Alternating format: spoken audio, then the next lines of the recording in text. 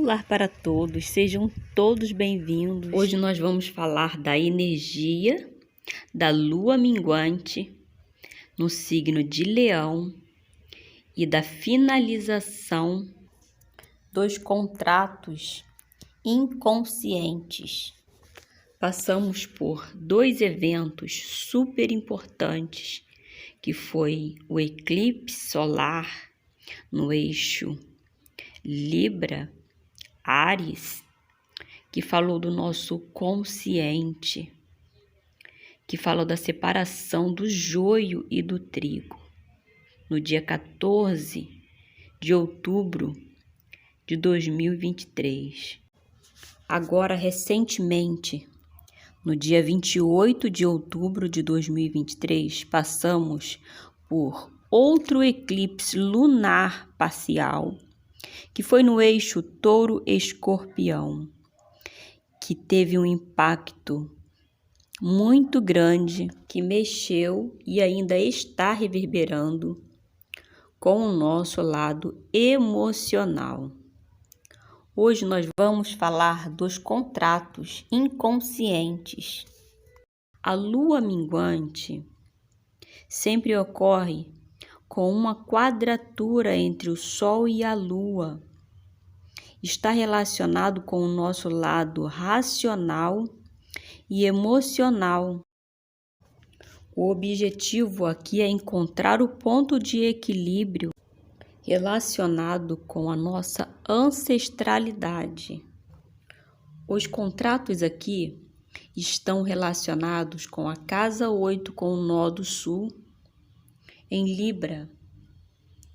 Libra tem como regente Vênus, que está na casa do outro, na casa 7.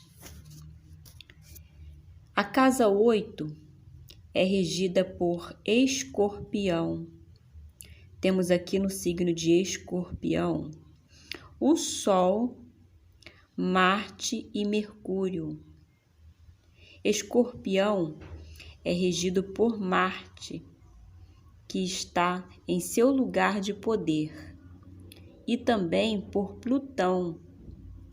Plutão é o poder e o controle que exercemos para controlar, manipular, curar ou exercer poder sobre o outro, tanto para o bem quanto para o mal. Aqui temos um ótimo posicionamento de Plutão. Plutão faz um sextil com Netuno, faz trígono com Urano, faz trígono com Vênus e faz sextil com Mercúrio. Temos uma quantidade excessiva do elemental água e uma escassez do elemental ar. Os contratos que vão ser finalizados está relacionado com Saturno. Saturno faz uma quadratura com Mercúrio e uma quadratura com Urano. Saturno encerra o seu percurso de retrogradação e estaciona em Peixes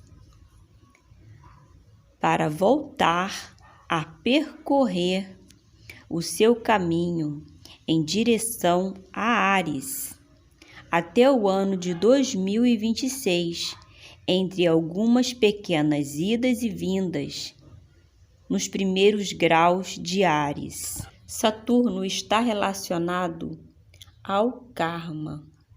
Ele se exalta em Libra, que está na casa 8 com o nó do sul. Libra rege os relacionamentos, contratos, casamentos, o nosso contato com o outro. E com isso, tudo que não é verdadeiro, esclarecido, tende a finalizar, encerrar, fechar ciclos para iniciar novos ciclos. E mesmo que você não queira, Urano vai te ajudar a fazer esse corte. Por esse motivo, muitos contratos estão sendo desfeitos, casamentos estão sendo finalizados para iniciar novos contratos, porque o casamento também é um contrato.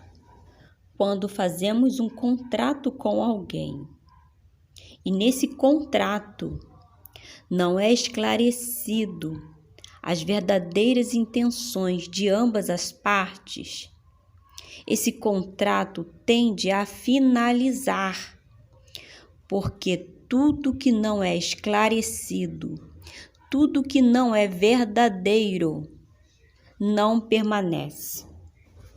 Exemplo: quando fazemos um contrato com uma pessoa e a questão em pauta não é esclarecida por ambas as partes, chamamos esse contrato de contrato inconsciente.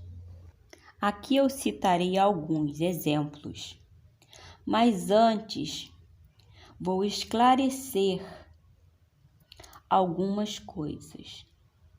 Primeiro esclarecimento: eu não faço parte de nenhum templo de pedra. Eu já fiz parte. Eu nasci na Igreja Católica, fui batizada na Igreja Católica, frequentei uma religião evangélica, fui batizada na religião evangélica, tanto pela água quanto pelo Espírito. Agora eu confesso a vocês, os maiores golpes e as maiores traições eu passei com o povo evangélico. Mas isso não significa que devemos avaliar as pessoas por causa de sua religião, mas sim de acordo com o seu caráter. Eu ainda tenho contato com algumas pessoas que fizeram o curso de teologia comigo e outras pessoas especiais, como, por exemplo, a pessoa que me deu aula de batismo teórico e outras pessoas mais, porque o Messias disse para que não façamos acepção de pessoas.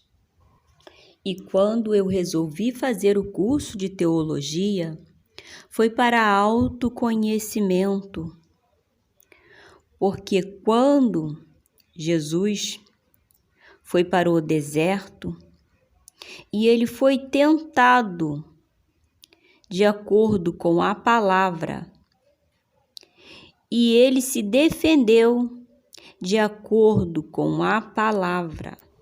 O segundo esclarecimento são para as pessoas que dizem que eu estou pregando heresias. Heresias é pagar dízimo.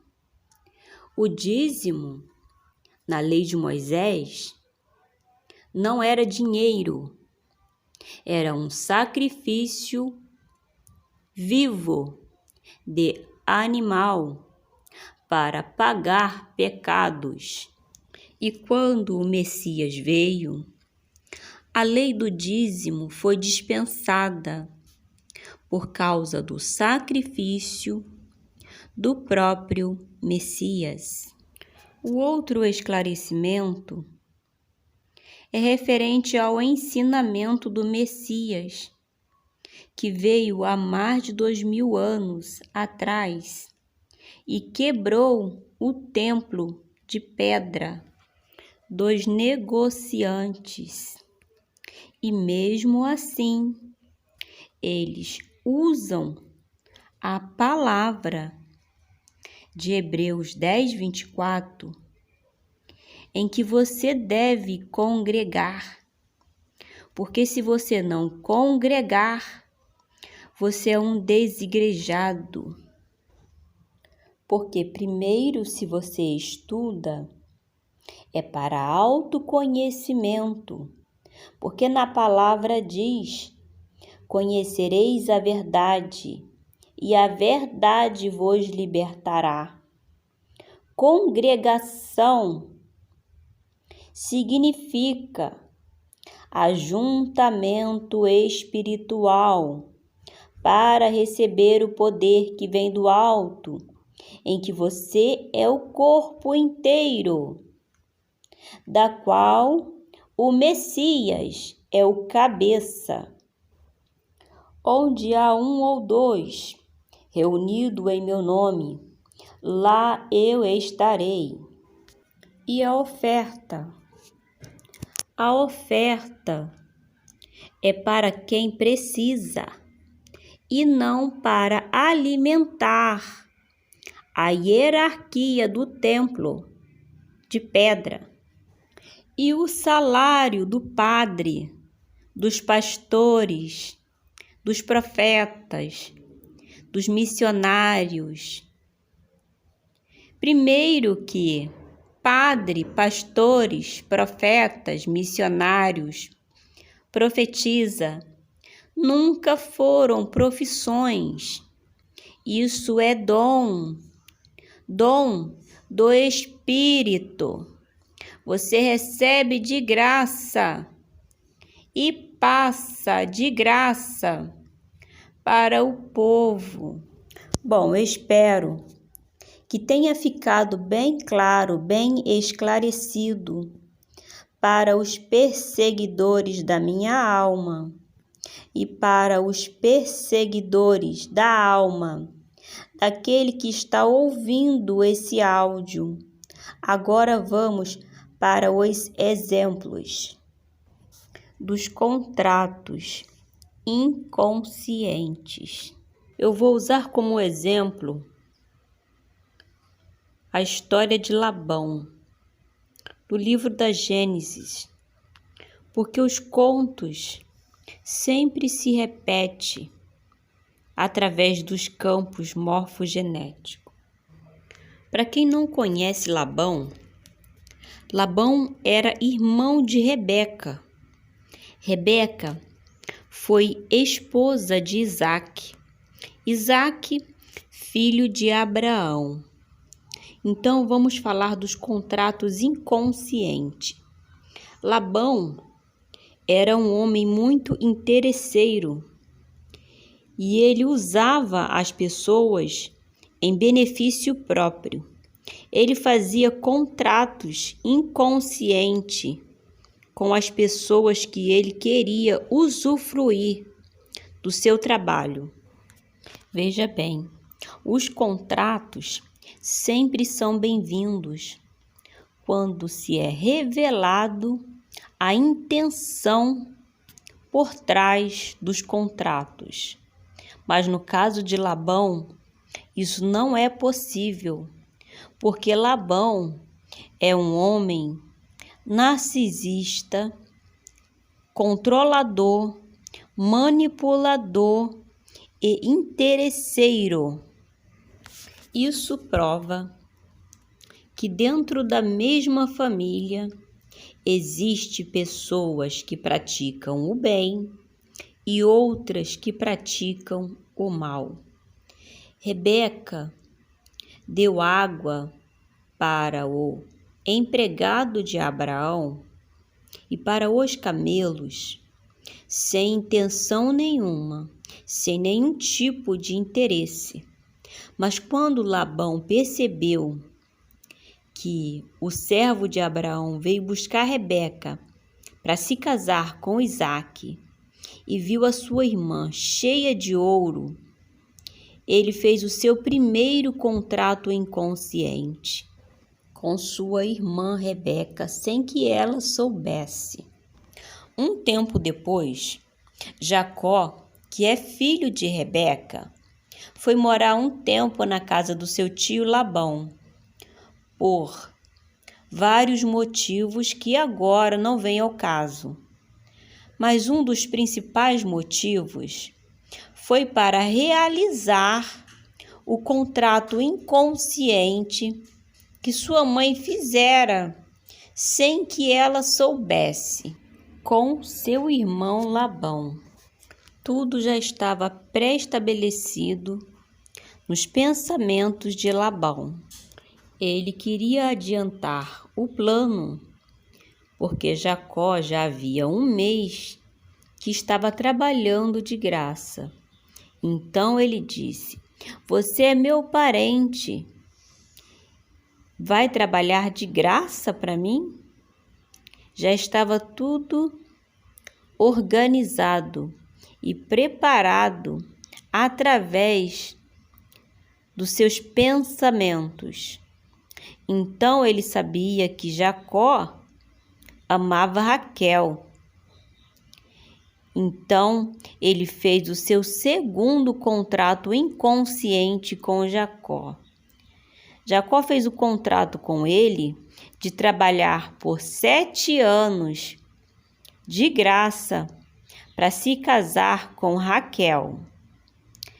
E no dia do casamento, ele entregou Lia no lugar de Raquel. Ele fez o contrato inconsciente. Ele não foi honesto em suas intenções. O terceiro contrato foi trabalhar mais 7 anos para se casar com Raquel, passando-se assim um período de 1 semana.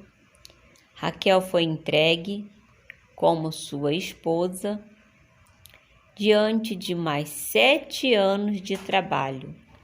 Quando todos os contratos inconscientes foram realizados, Jacó pediu a Labão para deixar ele voltar para sua terra com suas mulheres e seus filhos. Labão reconhecia que sua riqueza tinha multiplicado através de Jacó, pedindo assim que Jacó ficasse morando com ele. Jacó percebeu que seria difícil desfazer desse contrato, pois ele já havia trabalhado 14 anos para cumprir o contrato inconsciente. Agora Labão pediu para que ele ficasse. Então eles fizeram um novo contrato. Só que agora Jacó estava consciente do que ele estava fazendo. Foi quando Jacó resolvera fazer uma magia para desfazer esse contrato e receber tudo que lhe era de direito através do novo contrato. Jacó tinha o conhecimento do oráculo das runas e ele utilizou a runa Gebo, que está associada à dádiva, que significa liberdade, da qual flui todas as demais dádivas. Está registrado no livro da Gênesis 30, versículo 37. Então tomou Jacó varas verdes de álamo, de aveleira e de platano, e lhes removeu a casca em riscas abertas, deixando aparecer a brancura das varas, as quais assim, quando o rebanho vinham e concebia diante das varas, e as ovelhas davam crias listadas, salpicadas e malhadas. Então separou Jacó os cordeiros e virou o rebanho para o lado dos listados e dos pretos nos rebanhos de Labão. E pôs o seu rebanho à parte, e não ajuntou com o rebanho de Labão. E todas as vezes que concebiam as ovelhas fortes, punha Jacó as varas à vista do rebanho, nos canais de água, para que concebessem diante das varas. Porém, quando o rebanho era fraco, não as punha. Assim, as fracas eram de Labão e as fortes de Jacó. E o homem se tornou mais e mais rico, teve muitos rebanhos e servas e servos e camelos e jumentos. Esse exemplo nos mostra para que um contrato, uma sociedade, um casamento, uma parceria dê certo, é necessário que haja verdade, sinceridade, que todas as intenções sejam esclarecidas de ambas as partes, para que dê certo. Para você que ainda não me conhece, meu nome é Suzana Rodrigues, sou terapeuta holística, trabalho com a técnica da constelação sistêmica, radiestesia radiônica, oráculo das runas, registros acásticos, análise do mapa natal para autoconhecimento. A radiestesia radiônica é uma terapia de cura holística, utilizando da sensibilidade e percepção do radiestesista. É possível detectar, através de aparelhos específicos, energias externas e internas. É possível filtrar as nocivas, eliminando-as e potencializando as positivas. Para um atendimento particular, entre em contato pelo WhatsApp na descrição. Um beijinho para todos e até a próxima.